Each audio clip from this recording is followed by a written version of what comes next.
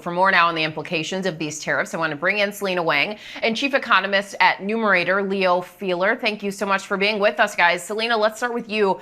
The clock is ticking. How are global trade partners reacting to this? Hey, Janae. Well, look, our global trading partners, they have been bracing for this moment. And the reaction to President Trump's announcement of those sweeping new tariffs that go into effect next week really range from relief to shock, because we're talking about tariffs that range from 10 to a whopping 40%. And President Trump, he's provided all sorts of reasons for why he's taking this strategy. He's talked about bringing in revenue for the country, about fixing trade imbalances, punishing countries for not doing enough to stop the flow of fentanyl, to bring manufacturing back to the United States as well. But we have seen that he's even tariffed countries that we have trade surpluses with, countries like Brazil getting hit with steep tariffs. And at the same time, the president, he's also targeted our allies and adversaries alike. For so many of our trading partners, it's been very unpredictable. It's been hard for them to know what's coming next down the pipeline. A country like Switzerland, they're getting hit with 39% tariffs. Their government has made it very clear that they're not happy about this, that they believed they were in good faith,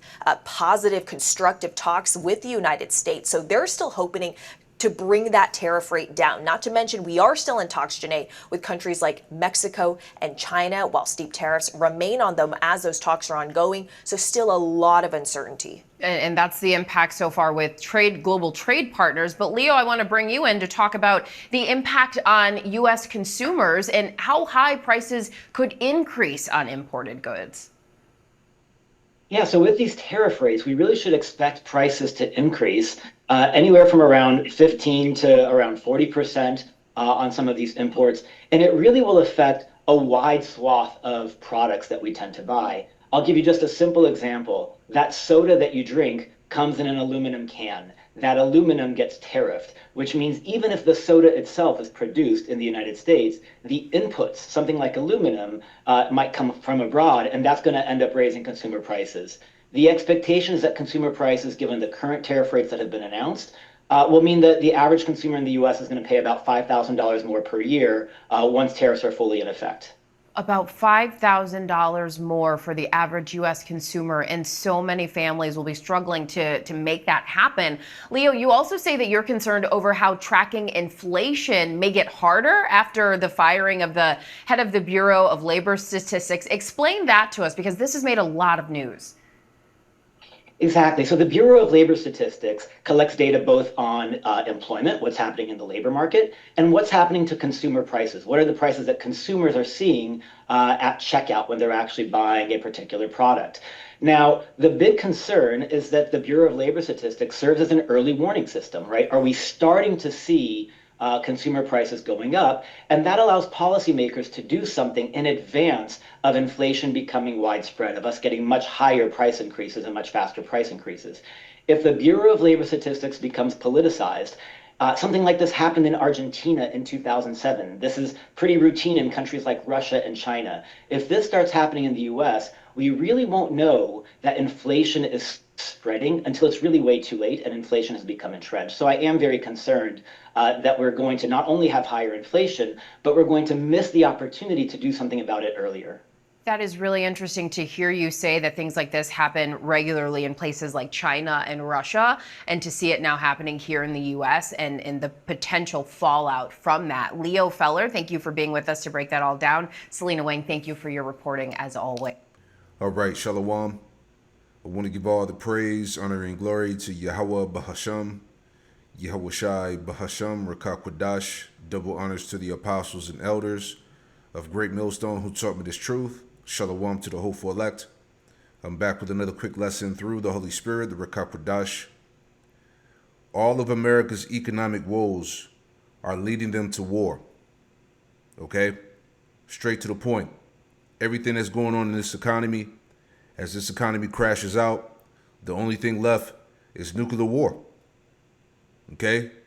As I often speak about, these things are on the table right now, and there's no turning back for this place, man. There's nothing they can do. All right, everything Trump is doing is to ultimately bring the destruction of Babylon, man. All right, as we see it happening internally, right? This is Ezekiel chapter 7 and verse 10 in the NLT, and it reads, it says, "The day of judgment is here. Your destruction awaits. The people's wickedness and pride have blossomed to full flower. Their voice has grown into a rod that will beat them for their wickedness. None of these proud and wicked people will survive, see? All their wealth and prestige will be swept away. That's what's happening, man. This economy is on the way out. The job market is finished, all right? People are being fired left and right. Thousands of people are going unemployed, quitting jobs. AI is taking over, okay? So all the wealth and prosperity, is going to be done away with. It says, verse 12, yes, the time has come, the day is here. Buyers should not rejoice over bargains, nor sellers grieve over losses, for all of them will fall under my terrible anger. See?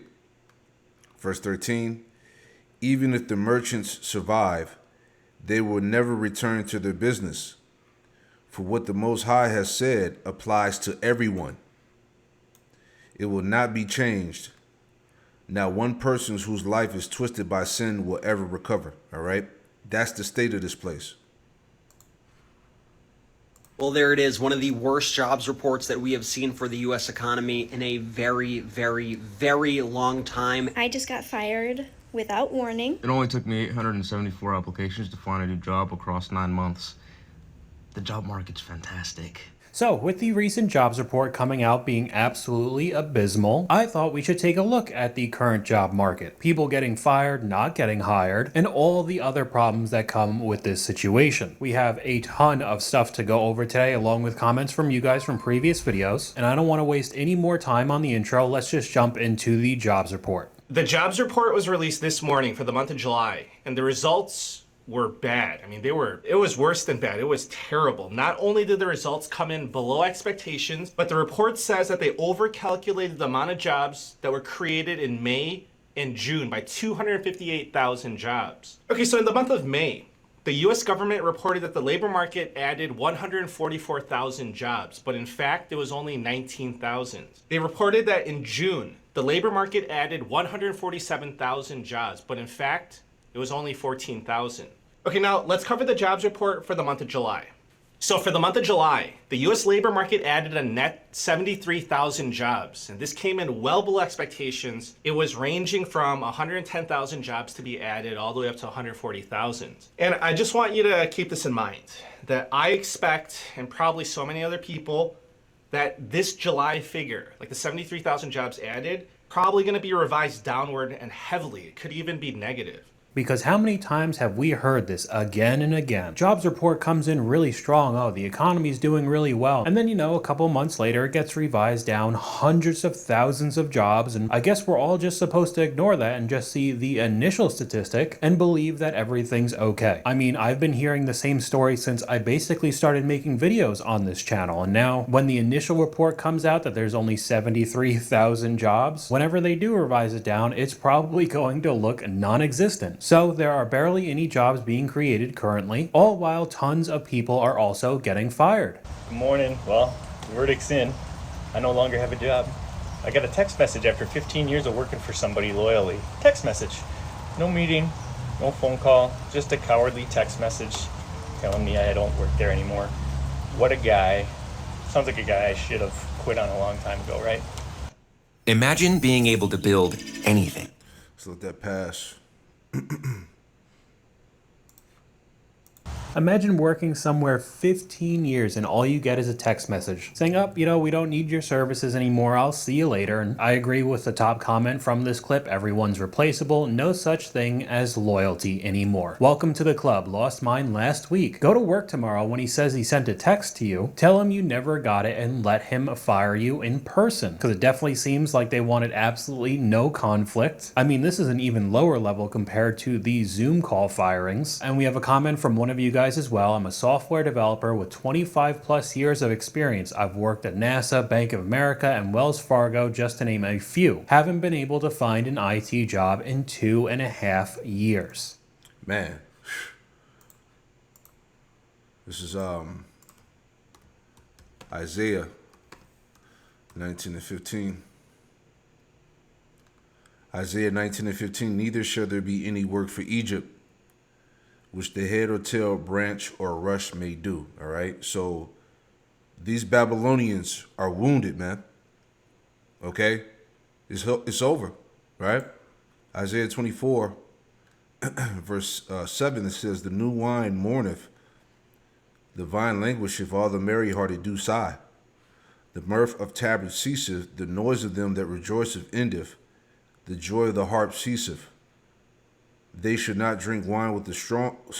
They should not drink wine with the song. Strong drink shall be bitter to them that drink it. The city of confusion is broken down. Okay, this is all part of the economic woes, right? The city of confusion is broken down. Every house is shut up, that no man may come in. There is crying for wine in the streets. All joy is darkened. The mirth of the land is gone. All right. So I just want to read this from the Chat GPT here, right? But the point here, it says right here, breakdown meaning. All right, because Chat GPT been giving some heavy points. It says verse 8, it says celebration and joy are silenced. The instrument of music, tabrets, tabourines, and harps, once symbols of festivity, are no longer heard, right? Everything is dead here, man. All right? The economy, the entertainment, restaurants, movies, okay? Wine which once fueled joy and singing becomes bitter, symbolic of a reversal of fortune. There is no pleasure in indulgence. Verse 10, the city of confusion, likely Babylon, metaphorically, any corrupted kingdom is shattered. Every house is shut up. No community, no hospitality, no life. Verse 11, people cry out for relief, symbolized by wine, but joy is darkened. The nation's spirit is crushed. See? No work. All right, people have anxiety. People are helpless, man. Benefits are being cut. Okay, mirth of the land is gone, meaning even the land that once brought joy is now lifeless. And we see that, man. Everything about America, Babylon, is lifeless, man. This place is trash. Okay, all forms of bread and circus is whack, is dead. Entertainment, all of that, man. Okay, the economy's in shambles, the people are hurt. It says, verse 12, all that remains is desolation. The city gate, symbol of strength and security, is smitten with destruction, leaving the city defenseless and ruined. The point. Prophetic significance, it says, this portrays the collapse of a wicked society under the righteous judgment of the Most High. The theme echoes the day of the Lord, a time when worldly pleasures and corrupt systems are brought to ruin. And people realize too late that their joy was built on vanity. See? This is what we're telling you through the Spirit, man. Okay? All these things are playing out according to the prophecies, man. See? The amount of different examples that pop up every single day on social media, the comment sections from you guys, is just unbelievable. Here's another. When I quit my job for a new role, the new company eliminated it a week and a half before my start date and apologized for the inconvenience and poor timing of me being unemployed. This goes hand in hand with other examples of people moving across the country, their entire family as well, having to sell their house or get a new apartment, and within a few weeks of the new job, they downsize or cut the position, and you're just left stranded. But some of the comments from this situation: a friend sued a very big company for this precise thing and won. You can sue if they already gave you the offer via email. This happened to me with my dream job. Finished my 2 weeks, background check done, references, physical, sign a letter done. Called HR the weekend before, and they no longer had the budget. It really honestly never ends. 90 days ago, I took a job. I left a $120,000 salary job, super secure. I left to join another company that I thought was a really good culture fit. 90 days ago, they gave me a higher salary, they allowed me to work remote, and I was leading a team again, doing all the things that I wanted to do. I was like really excited. And then the last 90 days, I've been pushing and doing all of this stuff to get everyone involved and kind of create a movement and just reinvigorate the whole team, right? And then today they told me, we're eliminating the position because of the bottom line. 90 days after I took the role. So this is just a reminder to myself and literally everyone out there that might see this video to think twice before you just leave a secure job to take something else that seems more fitting. Just think twice, because they might f you over. I don't know. Bye. So for this example, I could understand a little bit more. I know her previous job was very secure, making $10,000 a month, $120,000 a year is pretty nice right now. But she moved on to something that she really wanted to do, including a pay raise. She was getting paid even more, but I guess in the end did not have the same kind of stability, even though it really doesn't look like too many jobs have loyalty or stability at the moment. Either way, she's out of a job and has to go back into this awful job market. We can look at some of the comments. No job is secure. Every company exists for a reason. Money. No one cares about anything else. You could stay loyal at a job for 25 plus years, nearing retirement, and they could fire you before you're ready, at an age that makes it hard for you to find a replacement due to ageism. Happened to several people I know. We've also seen many examples of that. I made a dedicated video on the same topic. The example earlier in the video, maybe the guy wasn't nearing retirement, but 15 years of loyalty and you got fired over a text. Oh man. We have another comment from one of you guys. I love how the news says unemployment is at 4% when so many people are out of work with numerous layoffs all over the place. Yeah, there you go. All right. People all across America are cooked, right? That's why war has to happen. It just makes sense. Ecclesiastes 12:1, remember now thy Creator in the days of thy youth, while the evil days come not, nor the years draw nigh, when thou shalt say, I have no pleasure in them. When the sun or the light or the moon or the stars be not darkened, nor the clouds return after the rain. In the day when the keepers of the house shall tremble, and the strong men shall bow themselves, the grinders cease because they are few. All right, the lack of work. All right, the crumbling job market. And those that look out of the windows be darkened. Okay, things are going. Companies going out of business. Okay, and the doors shall be shut in the streets when the sound of grinding is low. See, work is extremely low. Layoffs and fires, man. People are being fired left and right, but they're lying to the people in the media saying that there's stability in the job market, when clearly that's not the case.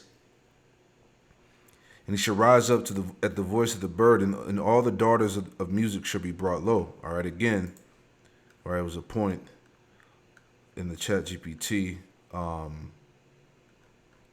that I was looking at. Bear with me. Where is it at? It said that, well, actually, that was in Zephaniah. Right, which we'll get that too. But as it says here, we'll actually read the scripture. This part here that what caught my eye, it says that they that bear silver are cut off, the rich and those who rely on commerce and wealth are destroyed. And that's what's happening here, man. Let's go to the scripture. All right. Zephaniah 1:10, it says, and it shall come to pass in that day, said the Lord, Yahweh Shemel Shai, there should be a noise of a cry from the fish gate and a howling from the second and great crashing from the hills, because this economy is about to, fully, belly over. All right, because everybody's talking about the mark of the beast, the digital system that's being established. Okay, everything, all money is going digital, CBDCs. All right, so everything is set up for this economy, to go out. It says, how you inhabitants of Mektesh, for all the merchant people are cut down, all they that bear silver are cut off. Right. So again, those that trust in riches, in commerce, all of that's getting ready to be destroyed soon to come. This is why we're seeing these things dealing with the sanctions and the tariffs and the job market and whatnot, man. Okay? We're close to nuclear war, the end all be all. All right, let's get into that real quick. Okay? Trump moves nuclear subs closer to Russia after Kremlin threat. President Trump says the United States is moving 2 nuclear submarines closer to Russia in a response to what he calls provocative statements by their former president, Dmitry Medvedev. Here now on the rising threat level, retired 4-star general and Fox News senior strategic analyst Jack Keane. General, welcome. Delighted to be here. So it is not often that we speak about the movement of our nuclear subs. How significant of a threat is this, or a warning is this to Russia? Yeah, well, I think you got to look at that in the context of what does Russia do here? I mean, Putin and Medvedev, who's his vice chairman, deputy for the Security Council, and he was a stand-in president for Putin back from 2008 to 2012. All during the entire length of this war, now in the 41, 42 months of the war, periodically the both of them have threatened and intimidated the use of nuclear weapons. And that has had quite an effect on the Biden administration. They slowed down much needed weapons that the Ukrainians were asking for, offensive weapons, long-range tanks, the F-16s. By the way, the Europeans got onto this and saw it as a hollow threat, and they forced the deployment of those weapon systems by the United States because they were willing to provide them themselves. President Trump sees through this. This is less about military escalation, and it's more about him messaging to them is, look it, you're not going to intimidate me and coerce me with this provocative language. And that, I believe, is the message here. And certainly his actions also speak louder than words. One is moving submarines. Two, he's made a decision to decisively assist Ukraine in providing arms to them. And in a few days, he's threatened the use of some pretty high tariffs and also some sanctions on them. So that's the messaging by the president here. I am not President Joe Biden. You're not going to intimidate me. It's not going to undermine what I believe is the right thing to do here. That is the message. Do you expect that show of force will lower tensions between the U.S. and Russia? No. I think where we are right now is Putin is steadfast about wanting to still take control of Ukraine. He's going to stay at that as long as he possibly can. And until he sees the battlefield effects of the increased weapons that are moving in that direction and also the economic sanctions and repression that will occur of that, he'll stay on this path. But there is an opportunity, based on the pressure that President Trump is providing, to get him to come back to the negotiating table. We'll see if that takes place or not. Obviously, we don't know. This is a lot has to do with where Putin is. But he has real pressure on him, both military and economically coming, and that is going to have some impact on his decision making. Yeah, real quick, all right, because we know that there's no peace in negotiations, all right? Jeremiah 51 and 11, all right? Jeremiah 51 and 11 says, make bright the arrows, gather the shields. The Lord, Yahweh Shem Yahushua, have raised up the spirit of the kings of the Medes, all right? That's Russia, the Russians, for his devices against Babylon, America, to destroy it, because it is the vengeance of the Lord, Yahweh Shem Yahushua, and the vengeance of his temple. Verse 12, set up the standard upon the walls of Babylon, make the watch strong, set up the watchmen, prepare the ambushes, for the Lord, Yahweh Shem Yahushua, have devised and done that which he has spoken, which he spake against the inhabitants of Babylon. So again, everything is going to war, man. All right, they pushed those nuclear subs out there. The Russians, they've been ready, man. All these different talks, the threats of war, the rumors of war. Okay, there's no turning back at this point, man. All right, so we're all waiting for this thing to eventually go down. But the point that I'm making in this lesson here, that again, all these economic failures are going to take America straight to nuclear war, period, man. Meanwhile, President Trump's special envoy Steve Witkoff and Ambassador Mike Huckabee toured Gaza aid sites this week amid growing concerns about a humanitarian crisis there. How should the United States respond as we continue to support Israel and try to encourage a ceasefire? Well, certainly, I think the humanitarian crisis can get resolved. It's a matter of getting the distribution and the quantity and the consistency that is needed there. And I believe that will get resolved in a short order.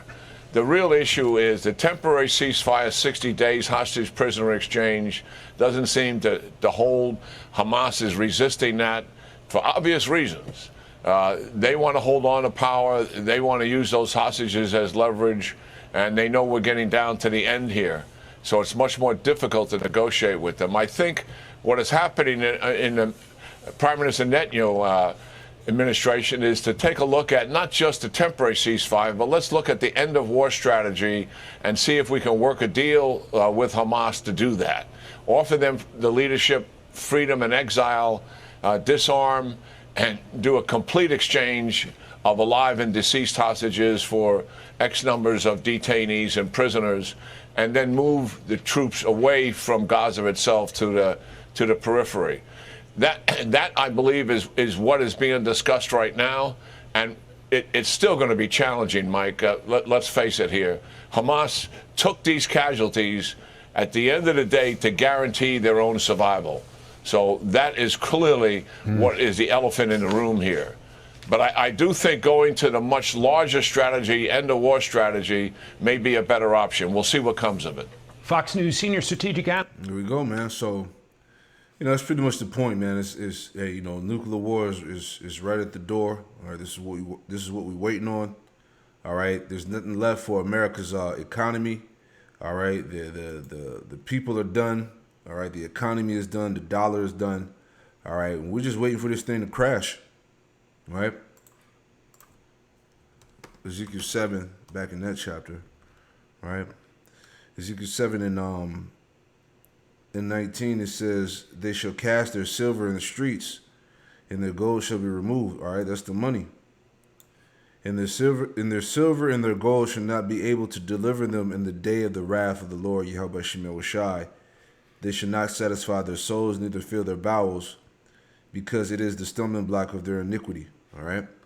So, man, this place is done. Shalom.